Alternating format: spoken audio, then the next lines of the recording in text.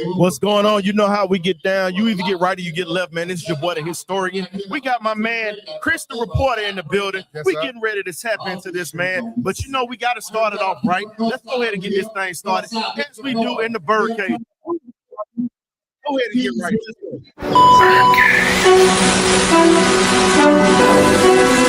Okay, y'all, this is it.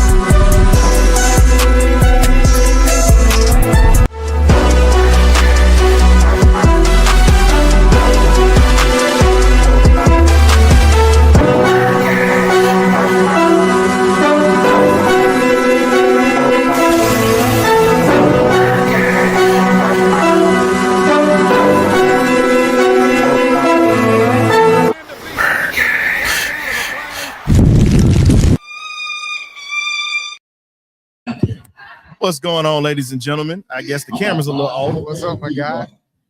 There we go. We got it fixed. So, man, Chris, what's going on, man? Nothing much, man. As you know, you hear my city, Duval, Jacksonville, LA. Let me say this. I'm from Warner Robins, Georgia. Georgia boy. Falcons fan. I'm a Georgia fan. I attended the Fort Valley State University. Hold on, say that again. Fort Valley State University. Now, see, I support HBCU. And you live with this. I like that. I love my school, bro. So talk about it, man. Tell us a little bit about yourself. How did you get started? And what did you get? When did you knew that reporting was going to be in your blood? First of all, I've been in television now. It'll be 23 years in December. Sports director here at First Coast News in Jacksonville, Florida, and I like to pull up this is big for our people, the first Black sports director in Jacksonville history. Got into this when I know I wanted to do this when I was 7 years old. I came from a family full of athletes. I wasn't one, so I had to find a way to connect with the game, be a part of the game. I like people, I like sports, I like talking.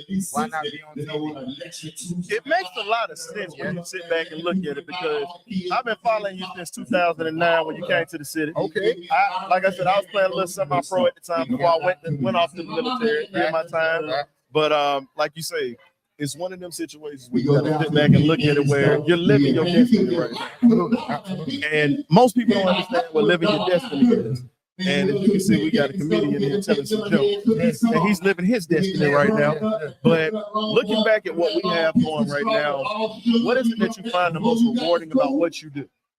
The most rewarding thing about what I do, let me tell you this. Fortunately, when I got into business, I had a news director who wanted me to be able to do all things. Because she told me, when your talent, when your potential becomes reality, you'll become a threat to people. I don't want anybody to be able to sabotage you. So I learned how to do absolutely everything. I started in news, and I went over to sports. The part of my job that I love most is I get to entertain, enlighten, empower, and advocate for people in my community. And so I don't think it's a more powerful tool than that. And I'm authentic. What you get is what you see. And I love my community. And I love the fact that you love the community right now. You talk about Jacksonville being another home to you now. Yep. And you look at what you do in the community. You have high school you cover, you got the pros you cover for the Jaguars, and then you got baseball that you cover with the Jacksonville Shrimp. So when you look at everything that comes out of this city and whatnot, and we got the basketball team as well. Can't forget about the ladies. So when you look at the Jacksonville area and you talk about how it's growing, and we talk about sports, how do you really feel that sports is really taking over this city and really bringing this community together with all the things that we have going on outside of the regular world right now? I'm going to tell you this. First of all, this city is home to some of the most passionate sports fans in the world. And when our teams are having success, there is no better place to be in the world than here in because we speak a language. When we win, we don't talk like what's up. You see a Jags fan, it's just automatically. So, like I said, this is a great place to live, great weather. You got beaches, you got a lot of water. We got crabs, like crab boil. We get you a crab boil. We like soul food, we got that. And if you like you trying to eat clean, we got that as well. But seriously, a fantastic place to come and a fantastic place to feel a lot of good sports. A lot of pride there. And when you look at it, man, I talk about Jacksonville. I went to high school here, played football here, and I don't know. It's a lot of great things that you can talk about with the city, a lot of growing, but then like we said, we're here because of this Lynn Jones. Yeah. We talk about what happened with the situation with the Jaguars and how that brought everybody together, because she did a show with us a couple of weeks ago, and we had a hell of a time with Miss Jones. Yeah. And when you look at it, it was just one of those things when you look at it, she overcame a lot of the negativity. But and the funny thing is, a lot of people didn't know what her resume was. And when you look at people's resume, you can't judge a book by its cover. What do you think a lot of your fellow journalists learned in that situation when it came to really speaking before they actually read and actually looked up what it was about?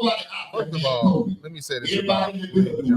When I first came here in 2009, whether you're black, white, it doesn't matter. When she sees you for the first time in the press room, it's, hey, baby, how you doing? I saw you before you saw me. I've been watching you. Keep up your good work. She's done that every single football season that I've been here, and I've been now in my 17th year covering the Jaguars. So when I heard her after that playoff loss, I knew she was going to take heat. But Lynn Jones represents what so many great moms, great people, that intuition that you need to keep young men and women encouraged, empower people. She took a lot of heat for the question, but I thought it was on par, because we're living in a society now where everybody wants to, and don't get me wrong, it is our job to ask tough questions. But we're living in a society where sometimes we make things more serious than they have to be. Sports is fun. And sometimes while we're passionate, it's okay to say, Coach, good job. Coach, you did a phenomenal job. It's only 1,000. If anybody had told us that Lynn won't win 13 games the first year, the AFC South Division, that was back in the playoffs the first time since 2022, nobody would have believed it. And when you think about what he accomplished, he was all disappointed that we eliminated the round. That man needed that moment, because from day one, he got Cohen, his team, his coaches, they've been working their butts off. And when when you're coming off a loss like that, you're feeling down. He even said this stuff today. He needed that. We need to understand that we are still people. Even coaches need to be encouraged, and that's who Lynn is. Agreed. So when you sit back and you look at the Jags at this point and what you guys have coming into next season, you're coming off of his first year having a great season for a first-year head coach. As a Falcon fan, I didn't get the experience that. And I got that, and I'll be honest with you, I got to talk about it. Arthur Smith, bonehead. We had Raheem Morris in this bench where he wrote a check that he couldn't cash. I respect the fact that Lynn Cohen came in here, head down, ready to work, did not say anything. We got Kevin Stefanski now in Atlanta. Now, he caught a lot of heat for everything that's going on in Cleveland right now. But we're seeing that organization is still a mess right now. It's not just him. It's just a whole mess.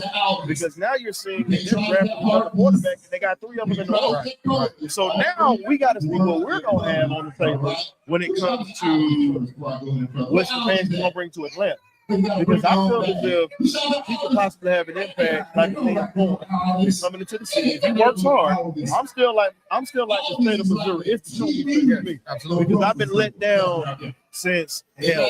I had to go back to 1991 when I was a Jags fan. And I still love these birds. And I'm always gonna rep for them as we doing the bird cage. But at the same time, I gotta call a spade a spade. Yeah. Right now, for us to have as much talent as we have, we should not be skirting through the division the way we are.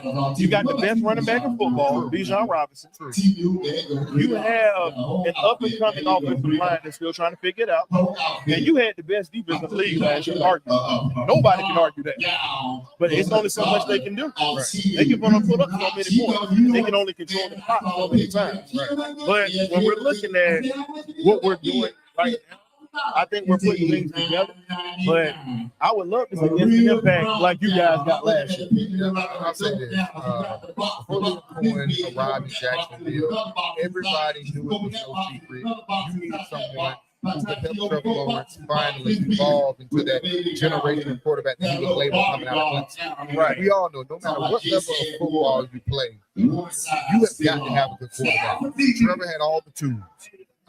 He had the number. He had a lot of experience, but he wasn't a winner. And we saw firsthand what happens when a coach comes in with a vision, with a plan, and when a quarterback is brought in. And I mean, I don't know if most of you guys remember that because you're Falcons fans.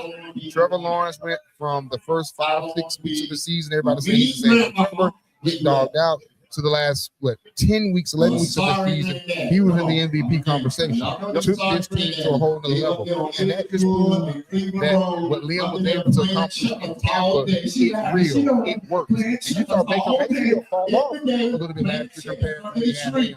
But the key is, it starts with that quarterback. I don't care what anybody says. If your quarterback is not playing at an elite level, you're going to struggle in this league. You're not going to compete consistently. And I feel like with Liam, the front office, most folks don't understand it. You got to be on one page from the owner to the civil engineer. And I think the Jaguars are on the same page.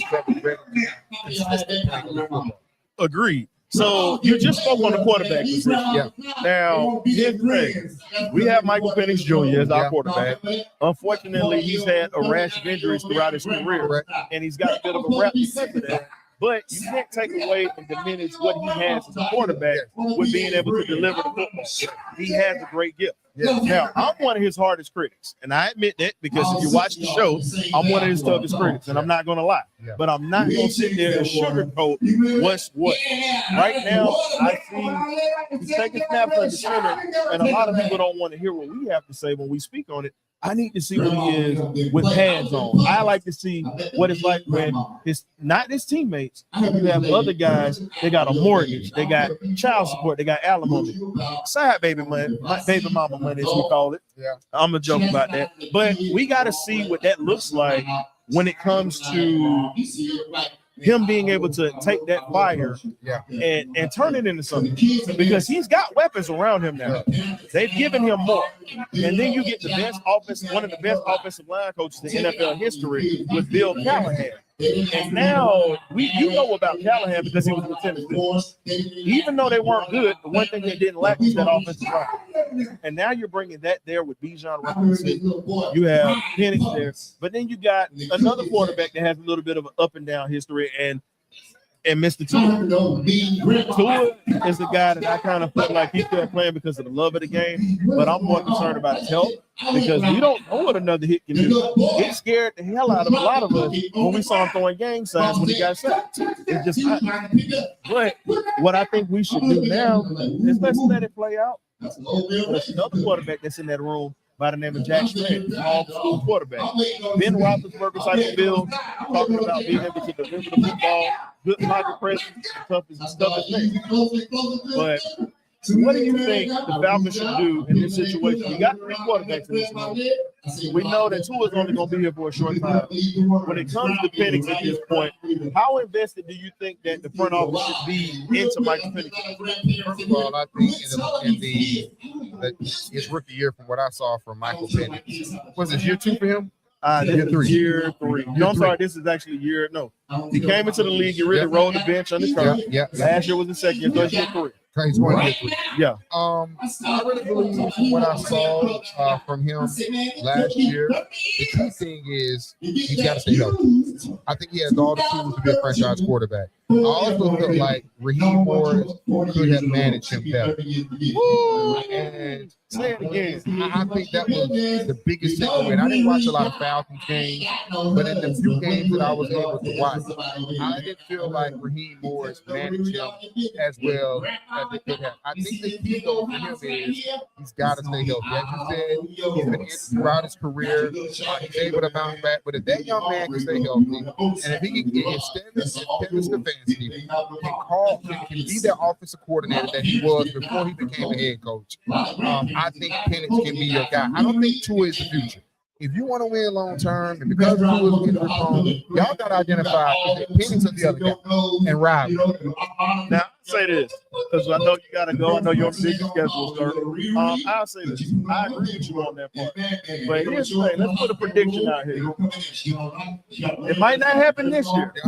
Maybe in the next 2 to 3 years. I got the Falcons and the Jags in the Super Bowl. Garlic crab trays versus lemon pepper wings, baby. Come on, let's do it. I'm with. I do think we're building something special here. We did lose a lot of talent. ETN, Devin Lloyd going to the Carolina Panthers. You can't understate that. But I also believe I've been covering this team 17 years, and even before the season started last year, it was myself and whenever you talk to Jaguar fans, we kept saying there's an it factor. There's something different about this organization, their approach, making Tony Mafella the vice president of football operations, the Jaguar legend, our only Hall of Famer, then bringing in Liam Cohen and then combining him with James Gladstone, an innovative, young general manager who comes from Los Angeles with the Rams. And I just really believe in this coach. I believe that Coach Cohen is really not just connected to the team, but he's bought in and connected to the community. Today's an example of him being, he didn't have to be here. Nope. This man is in the middle of off-season workouts. But to come and to spend time with people who take their hard-earned money to support this football team, I think it speaks to his commitment to this team. And I really think what we saw in 2025 is just the beginning of what he's going to be able to accomplish here. Most definitely. So let the folks know where they can find you. You're a Georgia boy. I know you're a Bulldog fan. So you know what? You get some love from me because you're a dog fan, my guy. So you know what's going to hurt my feelings coming up next. Ladies and gentlemen, hell is going to freeze over because I got a Florida Gator getting ready to come on this set with me. But guess what? I got bragging rights. Yeah, I got bragging rights. So tell the folks where they can find you at, my guy. You can find me on First Coast News or firstcoastnews.com. If you're not in Jacksonville area, that's ABC, NBC. Also follow me on Instagram, Chris the Reporter. I had a Twitter, but it got hacked. But I'm a Chris the Reporter Instagram. FirstCoastNews.com if you're in the Jacksonville area. You can watch me on ABC or NBC. So, ladies and gentlemen, that is Chris, the reporter in the building. You know how we get down, man. Oh, yeah. This is how we do it, man. You either get right or you get left. We got some more coming for you. We're going to take a quick commercial break. Let's go. Tap in every Thursday night at 8 p.m. for the BirdCage LLC with the magnificent BirdCage crew, getting it in and talking Falcon football every Thursday at 8. If you don't get that, we also got On the Perch for you. We have special guests that come through during the off season, and then we also have Bumper to Bumper in the morning where you get your morning fill of the historian's thoughts, man. You know how we get down, man. Tap into it. You either get right or you get left. Jokes.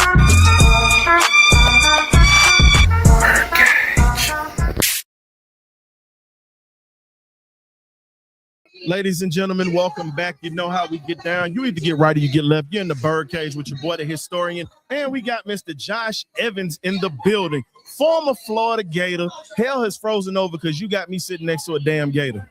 Y'all already, look, I'm going to tell you right now, my Falcon fans will tell you this. See, I'm not a Kyle Pitts fan. I'll tell you that now. That's crazy. Even with him being on the team? You got to be a fan at this point. I support him because he wear the logo. But I didn't like the fact that you got here's my reasoning. When you have the amount of talent that he has, and I think he could be a great one, and I'm hard on him. You're a first round pick, fourth rounder. We took you that high. And we saw everybody was like, oh, well, it's quarterback play. That's part of the game. We did it. Correct. But when you got a guy like a Brock Bowers that had 3 different quarterbacks in the season, and many guys that have gone through certain things, and you understand this because you were a safety, you respect the guy that's going to not quit on routes, and you go against this competition. Right. But I think he has a chance to ball out, but I just pray that it's just not for the check. I know you got to get your money now. It changed the game. But I hope that he has a breakout season. But, you know, I'm going to be honest with you. The guy that I have a lot of insight just watching him from Western Kentucky till now. I think he's a hell of a player. He just needs an opportunity. Josh Simon. The Joshua Simon. Oh, Simon. Okay. Simon, a lot of guys don't really realize it, but, and you understand this because you played in the league for a little while. Right. Sometimes some of the best talent is sitting right on the bench. Come on. And it's guys that you know that can be possible Hall of Famers that are sitting on the bench, but because of the contract, where guys are drafted, you understand that there's a lot of politics that goes into that too. Correct. Now, with your career, you played at University of Florida. I had to deal with you when you were at Florida playing against my dogs. How do you feel your career has transpired? Because we're gonna get you on the show a little later. We're just getting you on the pop-up. Sure. Just so the folks can. So for you Gator fans out here, y'all go ahead and put the chomps in the chat. Well, I got you a Gator right here. Yes, sir. Got to show y'all some love. Yes, sir. Even though I don't rock with y'all, but I'm gonna show it to you. Hey, he gonna rock with us today, y'all. He gonna rock with us today, just a little bit. He gonna rock with us today. Yeah. Elizabeth, Come on. coming to join you, honey. No, but truthfully though, when you look at your career, coming from New Jersey, I live in Philly, so I'm right across the way. Yes, sir. The Jersey toughness that you guys come out with, what is it in the water with you guys over in New Jersey that brings that type of toughness out of you guys? I think it's just a natural competitive nature, man. I think coming from New Jersey down to Florida, they really look at us as a basketball state, which is crazy. It's a little disrespectful. But nah, man, I mean, it's just that hard grit, you know, coming from the city. So everybody just know what time it is. Everybody come from rough parts to just really be a dog, man. That's what it's all about. And he don't mean D-A-W-G. He meant D-O-G, by the way. He can't say that. He's a gay, y'all. Make sure, I'm glad you spelled that out for those who don't know. So with everything that you've gone through, getting to the league, and you spoke on your mom, and we're going to talk about that in the interview, but the motivation that she gave you on your journey to work as hard as you did, what put you in a position to work as hard as you work to get to this next level? Yeah. I actually want to take my hat off to Coach Dan Quinn, who's now the head coach of the Commanders. I mean, he's a New Jersey guy, by the way. Cost me a Super Bowl. Nah, man, he had a. No, I'm just messing with you, but no, a lot of people are giving him hell because of that. No, I know. He get a lot of slack, but no, I give him the props, man. He had a big conversation with me going into my senior year about taking that next step, about believing in myself, and ultimately it worked out. We had a good year. Fell short, but it worked this course, man, and it helped me huge. Showing up early, you know, leaving late, and just basically doing the small things right. So when you look at everything that you got going on, and let me see if I get.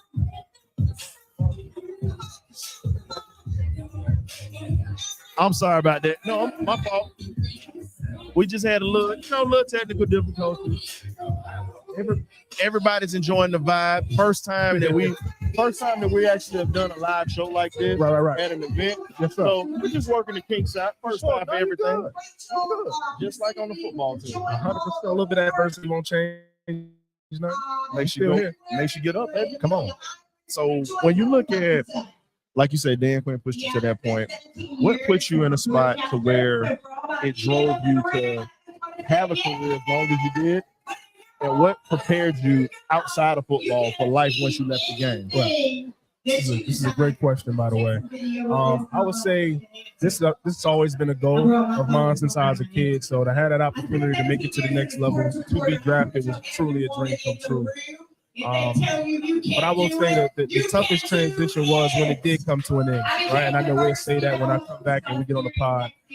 But there's so much within my first year of being out that I've learned that prepared me for, you know, being out a few years now to being retired. As far as learning financial literacy, learning how to invest, learning how to, you know, stay within my lane and not, you know, make dumb or impulsive decisions, helped put me in the best place for me and my family. And when you talk about it, Mr. Evans, I want to ask you now. I got to ask you about it or whatnot. When you were in the league, who was the toughest guy that you had to cover and the toughest guy you had to play against? Oh man, woo. I got two guys I'm gonna tell you right now. Anquan Bolden was definitely a hard-nosed guy. My rookie year, he was trying to show me a welcome to the league moment. Just wouldn't let up. And then of course, beast mode. First game that I got to come into, my first play, it was a run play, and thought I was concussed for a little bit, but I snapped back. Yeah, those are two guys, man, that was aggressive, brutal, and took pride into this game. And you just said something major just now, and I love how you put that out there and said they tried to get y'all there. But what do you think is, when we say the toughest thing, what was the toughest thing about letting the game go and then figuring out how you were going to be successful in your life, in your second life after your athletic career? Yeah, I think for me, the toughest part was I felt like I wasn't ready to lead a game yet. I was young. I got hurt. I was 25. I tore my quad. Had to work out with Cincinnati and tore my quad. So being injured, and I never really had an injury that kept me out for a season, was definitely challenging for me.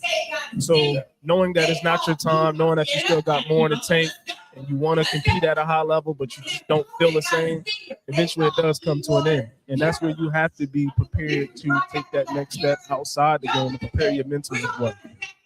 And I think that's a way to look at it when you talk about trying to be secure in your future. And you just want to make sure that you have everything set for life after football, because most guys don't prepare financially, mentally, and then they think they can play forever. But once you have that injury, you know, I'm one of the failed athletes.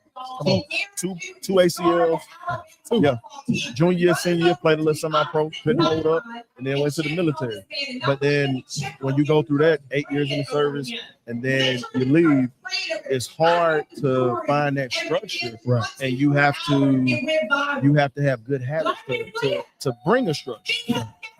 Because a lot of the time, you're not going to have that when you get out, and no one's going to teach you that. You really learn a lot on your own, or if you have great mentors. Correct. Who was a great mentor for you during your time as a football player and also as a businessman? Well, first and foremost, man, appreciate your service, brother. I think there's a lot in common with transitioning from one thing to another, which we kind of briefly spoke about before we hopped on today. Yes, sir. One of my mentors, Ronnie, man, is a guy from my hometown, Ronnie K. Moore, who got the experience. I think he went to Kansas, went to a JUCO, then went to Kansas. So he got a shot to play a little bit of ball and work with some pro guys, but always gave me gems, always gave me nuggets, always told me kind of what to prepare for. Unfortunately, you never know how much you're prepared until you actually go through it. You got to go through your own life experiences to know, what that's like and how to transition. But he's definitely a guy, man, who helped me out a lot. And when those things did happen, I would say I was probably a little bit more prepared than most. Well, and I look at it like this, because I'm not going to take too much of your time, because I know you got to head out. I got two more questions, and then we're going to wrap it up. Cool. I got to have a funny question for you. Go ahead, shoot. When you played in the Georgia-Florida game, got to ask. Florida, Georgia, y'all. Florida, Florida, y'all. Look, now look. We all know it's Florida, Georgia. Now, see, look, I'm going to tell you right now. Right. Georgia, Florida. Hold up. It don't sound right. You know what? I just got to give you one of these right here. See, this is better not be no bulldog anthem. Yeah. No, we can't hear over that, but you already see how that go. Hey, hold up. I got you, my guy. We sitting here cutting up. Come on, man. Hey, but let's be real. It was a play that you had against former Georgia Bulldog wide receiver and NFL receiver, Malcolm Parrish. Oh, yeah, I got to ask, because you was the one on that side. Because Gary Danielson says, Evans, he's getting ready to come. Lord. What was it like in that moment? Because anybody that's ever played the defensive backfield, I've been beat myself. I know what that's like. And we joke about it, but in that moment, you're not thinking about laughing. It's like, I just gave up. Yeah. In that moment, in that crucial part of the game, because even if you guys would have got him off the field, you'd have had another chance to try to win the game. Correct. How did you take that position when you figured out that it was just a bad play, and Malcolm just made a hell of an effort to get to the end zone, because truthfully he should have been tackled 100%. because two of those guys actually hit him before he went in. Let's just say the football gods was with you guys that day. I mean, that play to this day still hurt, man. He made a free play. You know, all we had to do was get him down. You know, just tackle him, get him down. He broke a tackle, got loose, and made a really creative play, and that changed the whole trajectory of the game. I'll be honest with you, I always respect anybody that play in the secondary. Like I said, even though I can't stand, see, you a DB. If you'd have been a wide receiver, it'd have been no love over here. Yeah, I said it. I'm just joking, but no. But he's a fellow safety, so he's gonna get love anyway. Good. I'm always gonna have love for my guys. I appreciate that. We're in an unsung fraternity, as we always say. Okay. Because guess what? We're the ones that's always gonna get blamed when somebody's all the way in the back. Trying to tell you. You make one mistake, it'll cost you. Hey, I gotta say this though. Y'all got lucky. I think it was y'all right tackle. Had he not caught me after I caught that pick, I was going probably about 95 yards on y'all on that. I was gonna tell you, you might have to B-roll that. That was probably gonna be about 95. I think he went in the first round if I recall. No, I'm just right tackle. He grabbed that leg. He held on. Hey, but as man, as the legendary Gene Upshaw would say, the official didn't see it, right? No. We got him. As the old school waiters would say, cheating is encouraged.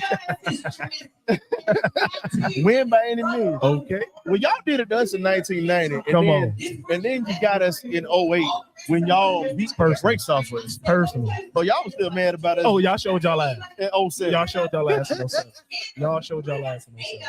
Hey, but shout out No Show Marino, Jersey guy. That's my guy, one of my brothers right there. Look, I got mad love for No Shine and whatnot. Matter of fact, I did an art piece for him. So if you do talk to him, I'll email it to you so you can get it to him. Let him know, dog fan. I actually watch him on the podcast when he's with Aaron Murray and those guys. Nice. And this is one thing I didn't know. I noticed about No Shine, I love him. No Shine talk cash noise. Oh, 100%. That is a true look. No Shine is a true Jersey boy, because y'all talk some cash noise. If you ever heard the little sound bites when we played Denver, it was me and him talking shit the whole game. The whole damn game. Hey, when you sit back and look at it, there's an infamous play. And I still get pissed about it to this day. Gator fans, that's their only thing that they're gonna hold over us. What is Brandon Spikes? Oh yeah, standing over. And then as soon as he hit him, he was talking to him. That took the life out the stadium, and even the fans felt that. Everybody felt that. That's how personal that game was. I'm gonna tell you this. I wanted to meet him in the parking lot that day with a 2x4 because the way he hit him.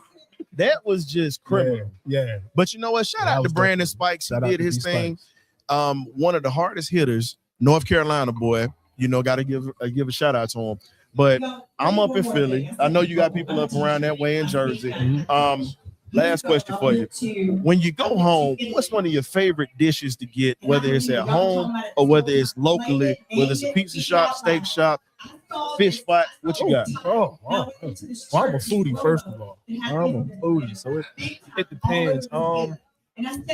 My lady make a good lamb chop with the little mint jelly. You know what I mean? You know about that? Come on, I know about that mint jelly. Okay, something different.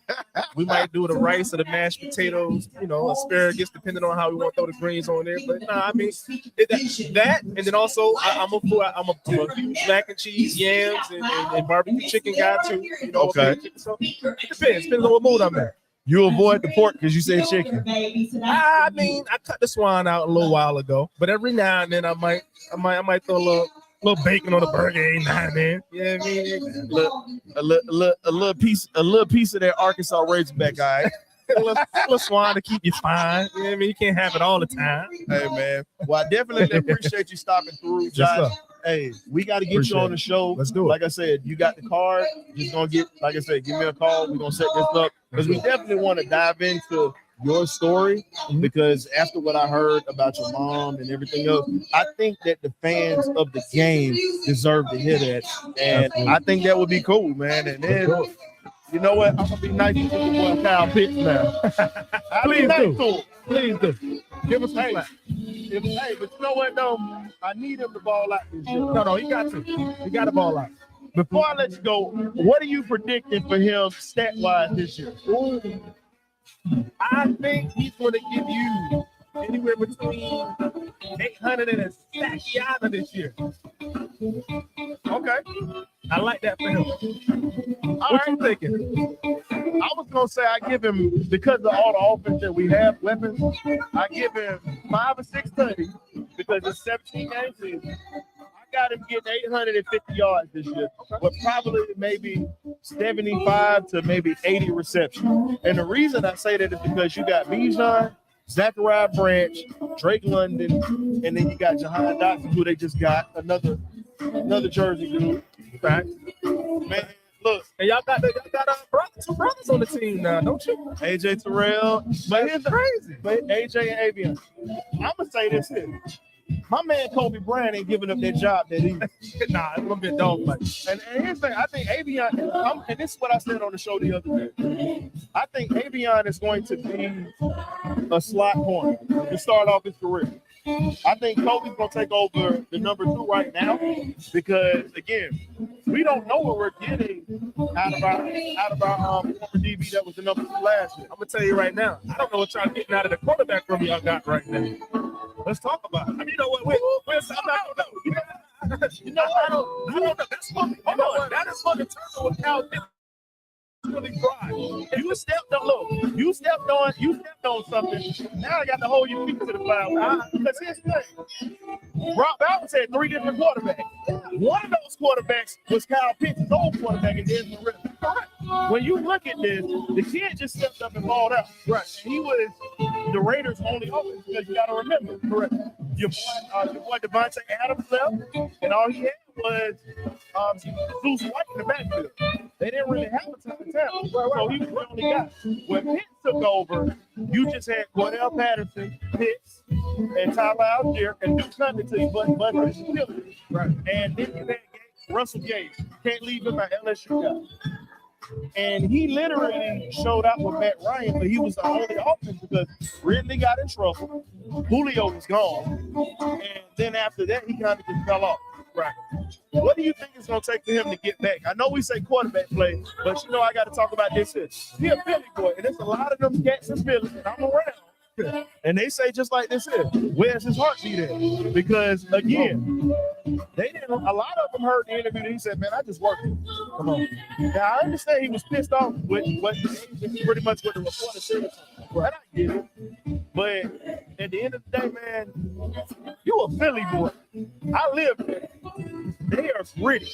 Don't matter what sport, it's just a grit that come with it. Let me ask you this: do you think Tua got a shot to compete?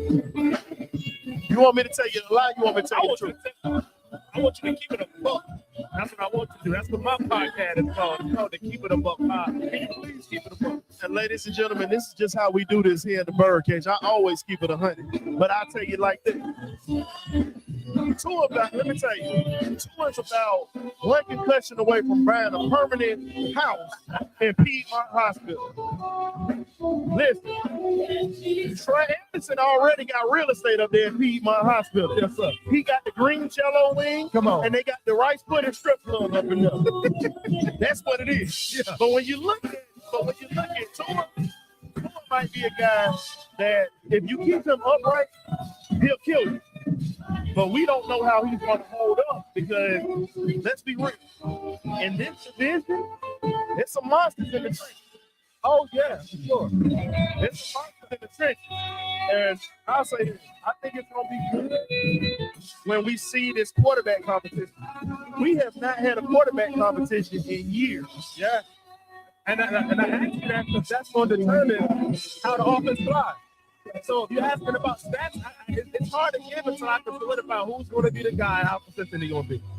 All I'm saying is the thing that I would love to see him do, I would love to see him push Michael to get to a place to where Penix is this guy, so we don't have to look for a quarterback. My main concern I preach about every week, we got to keep the trenches right.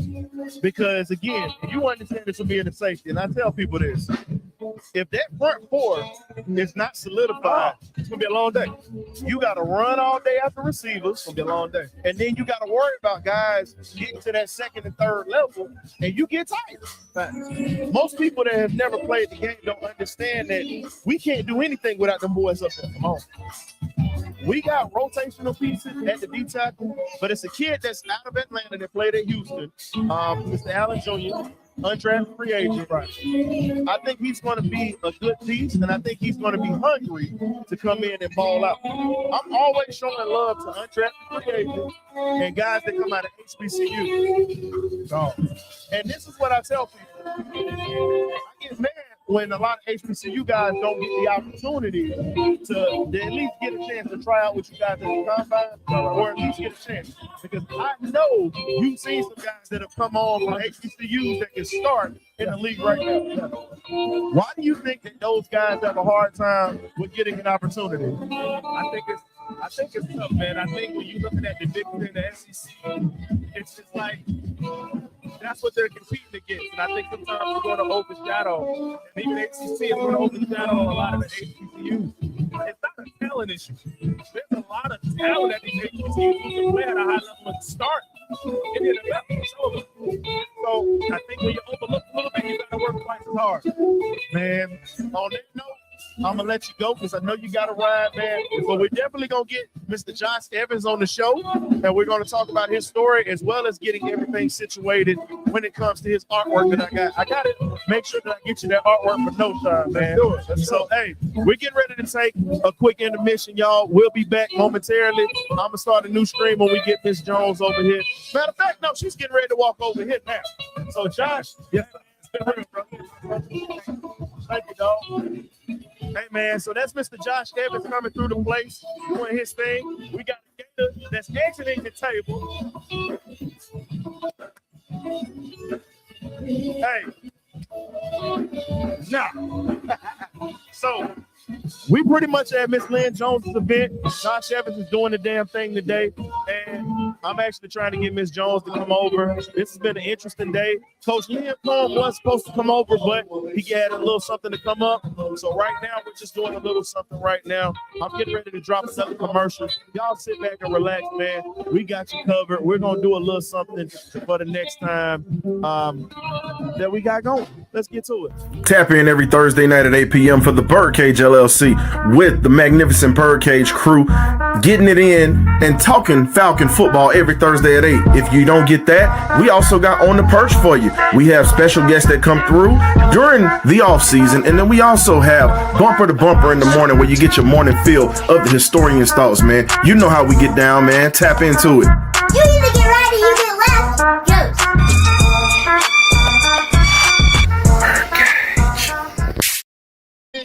Goes. Come on now, man. Come on and have a seat, sir.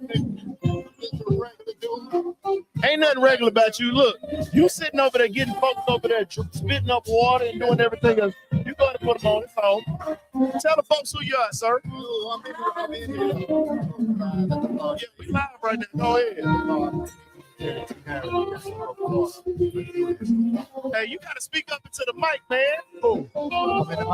Yeah, use your big boy voice, man. You was up there doing it on the mic. I like it. But tell the folks a little bit about yourself. You were telling some comedy up there. I heard you talking about old Reigns and Repo. My mom and dad over 20 years. Mom and them, over 20 years. What's up? Yeah, from Jacksonville, Florida. This is home, born and raised right here. Went to Reigns, my 5th grade year. He never graduated from Repo, so we all family. We all family. Yes, my mama is a Trojan.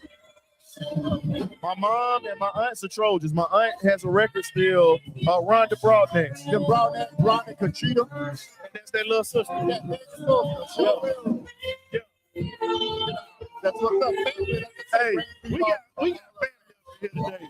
So when you talk about it, man, how did you get started in comedy, and what is it that you look forward to doing when you bring the people together and have them laughing, man? Pretty much comedy where I used to always saying, you know, questioning about why I work here. Why you work here, man? You always clowning, man. You need to be a comic. You stand up. And I'm like, no, I wasn't a class clown, pretty shy in school, but just, you know, quick wit. Quick on my feet. He played the Jones and played the Doug. Talk about the mama back in the high school days. So it kind of landed from that. Then one of my coworkers one day challenged me to go to an open mic at the Comedy Zone in Jacksonville. And the rest is history. I did a little open mic comedy, felt good on stage. The light bulb came on, and I've been lighting it ever since. Okay. That's definitely interesting, man.